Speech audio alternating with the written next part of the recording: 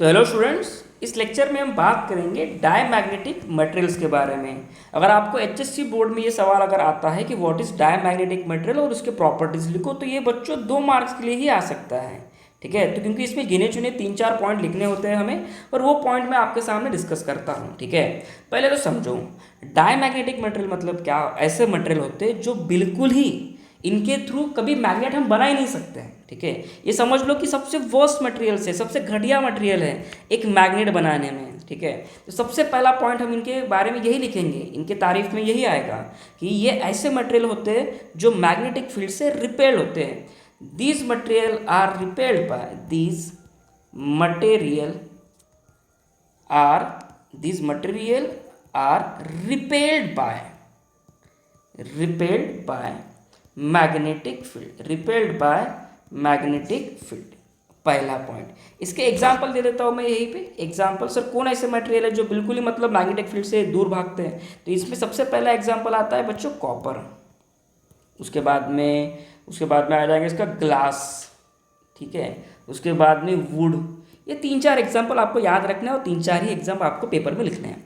Next, उसके बाद second point, अगर मैं किसी नॉन यूनिफॉर्म मैग्नेटिक फील्ड में इस डायमैग्नेटिक मटेरियल को रखूं, तो भाई ये इतना ढीठ मटेरियल है, ये क्या करेगा मालूम क्या? स्ट्रॉन्गर मैग्नेटिक फील्ड से वीकर मैग्नेटिक फील्ड की तरफ जाता है।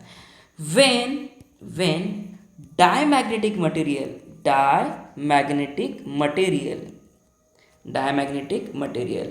is placed in non-uniform magnetic field, non-uniform external magnetic field।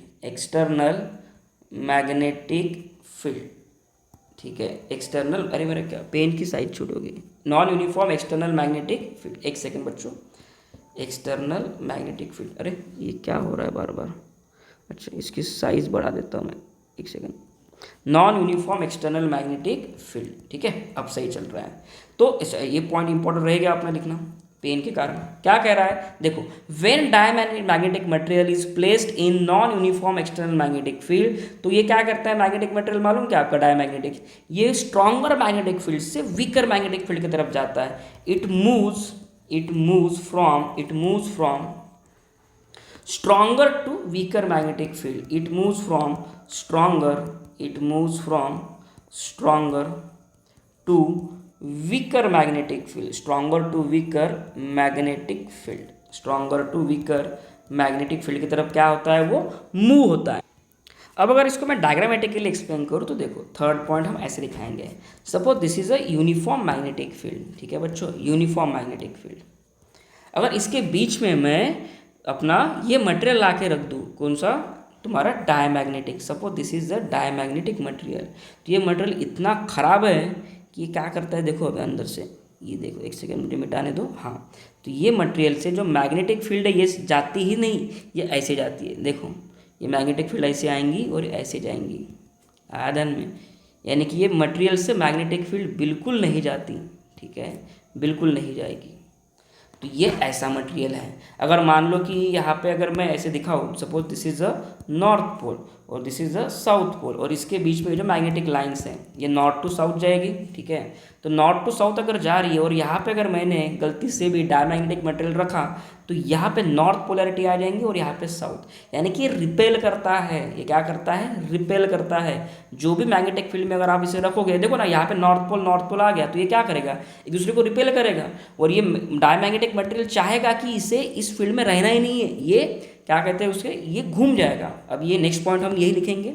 चलो लिखो नेक्स्ट पॉइंट हम इसी से रिलेटेड लिखेंगे कि ये डायमैग्नेटिक मटेरियल इस पोजीशन में रहने की कोशिश नहीं करेगा, ये घूम जाता है। और घूमने के बाद ये डायमैग्नेटिक मटेरियल आपका मैग्नेटिक फील्ड को परपेंडिकुलर हो जाता है, यानी कि कुछ इस तरीके से ये ऐसे दिखाई देता है। ये देखो, मैग्नेटिक फील्ड को क्या हो गया आपका? डायमैग्नेटिक मटेरियल परपेंडिकुलर हुआ।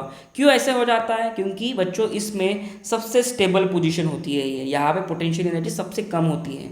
ओके, तो नेक्स्ट पॉइंट अब मैं लिखता हूँ, if a rod of diamagnetic material. Fourth point, if a rod of diamagnetic material is placed नहीं कहेंगे, सस्पेंडेड, is suspended freely